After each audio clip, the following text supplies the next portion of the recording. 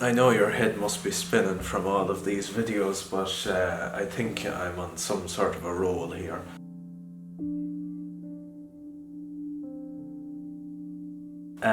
So we're going to look at the lower Paleolithic of Georgia.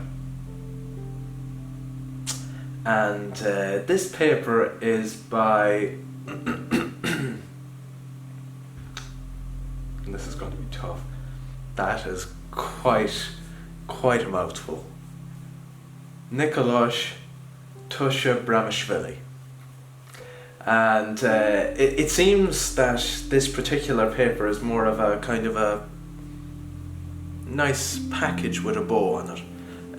This is what we know currently in Georgia,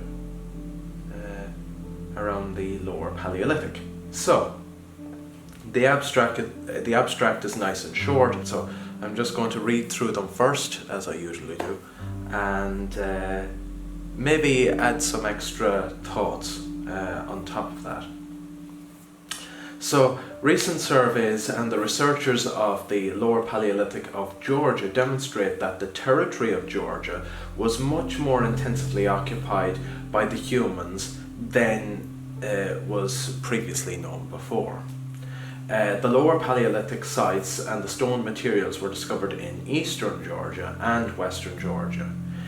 Recently discovered sites differ from the previously known and studied sites, and they're assigned to non-hand axe core flake assemblages, essentially. So there's no hand axes in these assemblages for the most part.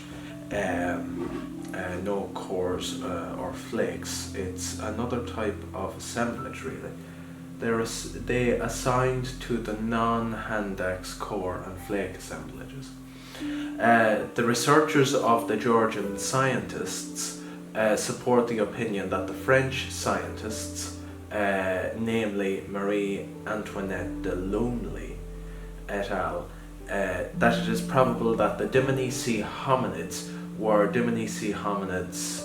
As you can tell, this is a really poorly edited English translation of the original Georgian. So the final sentence seems to suggest that the Dmanisi hominins were asphyxiated during a volcanic eruption that took place in the Dmanisi region about 1.8 million years ago.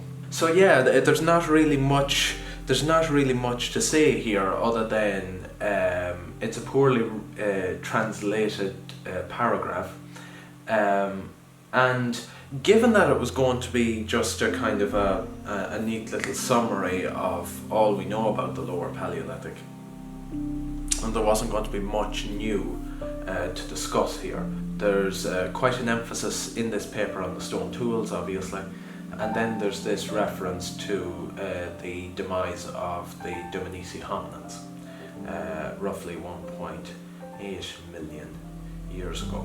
There's some optically stimulated luminescence dates that were done on some of the cave sites.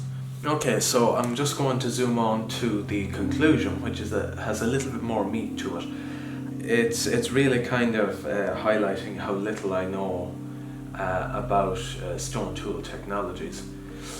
Here it says, we support the hypothesis that, contrary to widespread view, that during the lower Paleolithic the Caucasus were a region of mostly Acheulean industries. New discoveries confirm an existence of the Clactonian lower Paleolithic assemblages as well. The earliest assemblage of Dmanisi now is identified as pre-Aldebaran pebble tool industry, and Dmanisi hominins basically became asphyxiated through the volcanic ashfall 1.8 million years ago.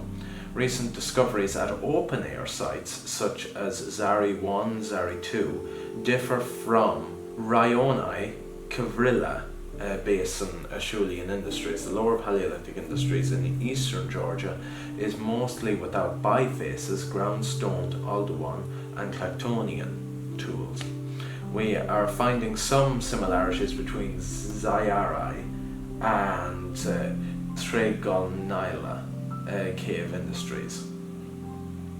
The Sanagrello region of western Georgia was also occupied by humans in lower and middle Paleolithic times. So there's a hell of a lot I've skipped over there by just jumping to the conclusion.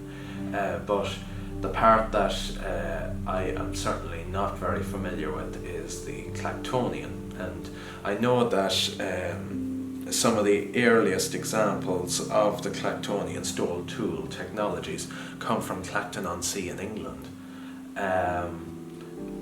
But I don't know how much credence we can give to these quote-unquote industries.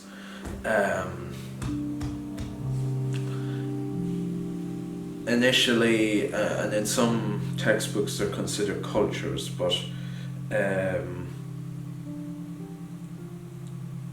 it's quite tenuous, to say the least, to associate a stone tool technology now with a particular hominin group, given how fluid and dynamic genetic flow is. You'll have different hominin groups interbreeding, and of course a certain amount of technological lead will have an effect. And then of course, I think stone tools they're practical, and they do conform to a certain set of parameters generally, but you can't force them into a particular box.